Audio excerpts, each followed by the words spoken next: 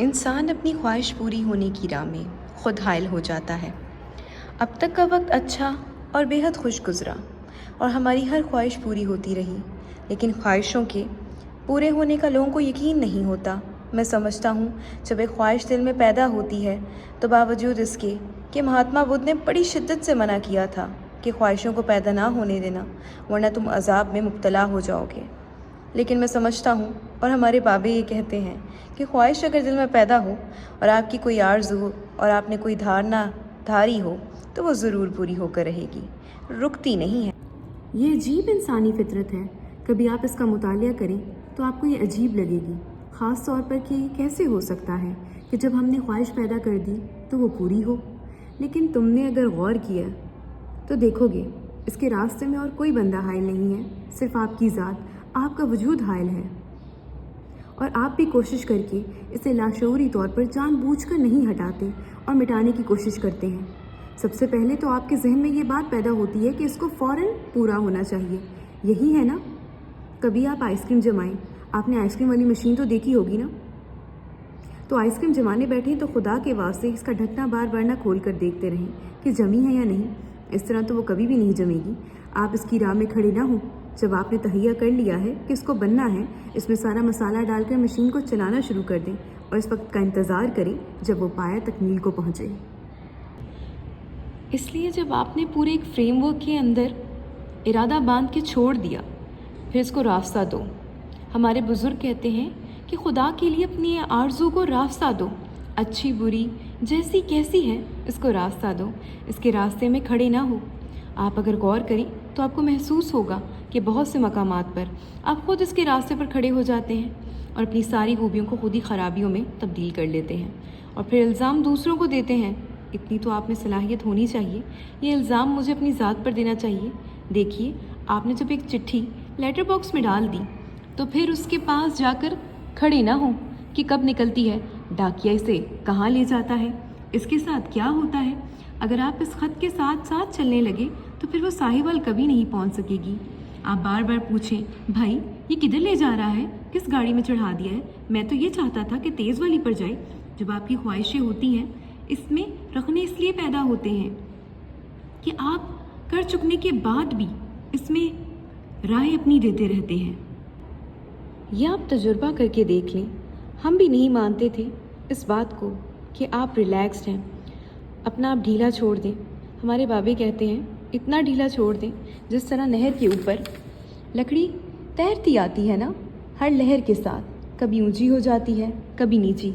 जब तक ये कैफियत पैदा नहीं होगी, जब तक आप रेजिस्टेंस देते रहेंगे तो नाकामियों का मुंह देखना पड़ेगा और आपकी कामयाबियाँ बतदरीज नाकामियों में तब्दील हो जाएंगी। हालांकि आपका रास्ता सामने बना हुआ होता है, फिर ये होकर रहेगा और आप अपनी कामयाबी का खुद नज़ारा करते जाएं, देखते जाएं। इनके अंदर बेशुमार वाक़यात नज़र आएंगे और फिर आपको महसूस होगा और कई मर्तबा आपने ज़िंदगी में कहा भी होगा कि काश मैंने ये ना किया होता, और पछतावा अभी होता है। इस पछतावे से बचने के लिए आप ज़हीन आदमी हैं, पढ़े लिखे लोग हैं, समझदार हैं, आप जानते हैं इससे किस तरह इज्तनाब किया जाए और किस तरह से अपना फूल अपनी मर्ज़ी से खिलाया जा सके। तो ये बात अचानक बैठे बैठे आपको देखते देखते मेरे जहन में आई कि आप अपनी आरज़ुओं को, अपनी हसरत को तकमील करने के लिए खुद ही सब कुछ कर सकते हैं। आज के बाद आप गौर करके देखें और जायज़ा लें ज़िंदगी का, ईमानदारी के साथ। मगरिब के बाद दीवार को ढो लगा के जब दोनों वक्त मिलते हैं तो फिर अपना जायज़ा लें। किसी को डायरी पेश नहीं करनी, किसी के आगे आपने बयान हल्फी नहीं देना, ख़ुद अपने सामने, ये भी बड़ा मुश्किल काम है। आप देखेंगे कि आपने किस तरह खूबसूरत मुसरतों को, आरजुओं को अपने हाथों पामाल किया है। ये बहुत मुश्किल काम है कि आदमी अपना एहतसाब ख़ुद करे। सबसे ज़्यादा आदमी डरता है अपना आप को फेस करने से और इसलिए बहुत से लोग इबादत में दाखिल हो जाते हैं लेकिन ख़ुद एहतसाबी में दाखिल होने से घबराते हैं। इसलिए जो ख़ुद एहतसाबी करता है वो वजूद तो इसके सामने सच बोलेगा। और बहुत सारी बातें ऐसी हैं जिन्हें आप फेस करने के लिए या मानने के लिए तैयार नहीं। और बुजुर्गान दीन एक और अजीब व गरीब बात कहते हैं, अगर आप पहले किताब व शुनीद के पास जाकर बैठोगे तो जैसे हमारे लोग होते हैं तो लोगों की ज़ात में कीड़े दिखाई देंगे, और अगर बुजुर्गान दीन के पास जाकर बैठोगे तो अपना हाल रोशन होने लगेगा। और ये सच है और बड़ी अजीब व गरीब बात है। मैंने तज्जिया किया। अगर इनके पास जाकर बैठो तो एक ऐसी तसल्ली और तशफ़ी भी मिलती है कि अपनी ख़राबी जो है बावजूद इसके आपको भी पता है, इनको भी पता है, लेकिन एक सहारा मिलता है कि सारी कमियां, ये ख़राबियां, ये सारी ह्यूमन हैं। कोई बात नहीं, ये गुज़र जाएंगी।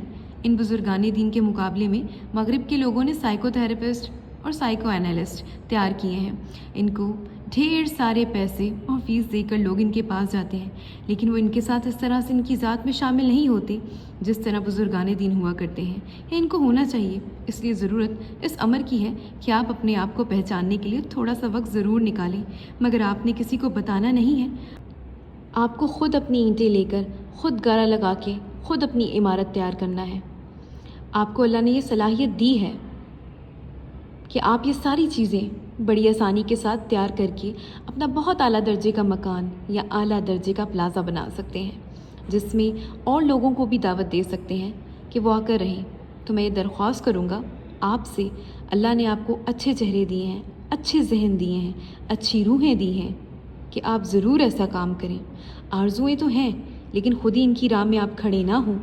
आरज़ुएँ तो हैं, लेकिन बार बार इनका ढकना उठाकर ना देखें, बार बार इस कैमरे को खोलकर ना देखें कि रील के ऊपर कोई इम्प्रेशन आया है कि नहीं।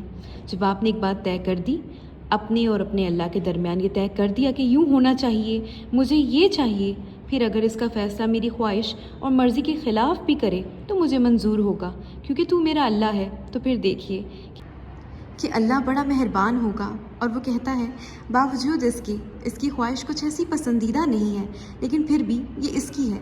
इस इनामी बॉन्ड से 2 लाख तो ना दे, 30,000 रुपया दे ही दी और मिल ही जाता है, बावजूद इसके मिल जाता है।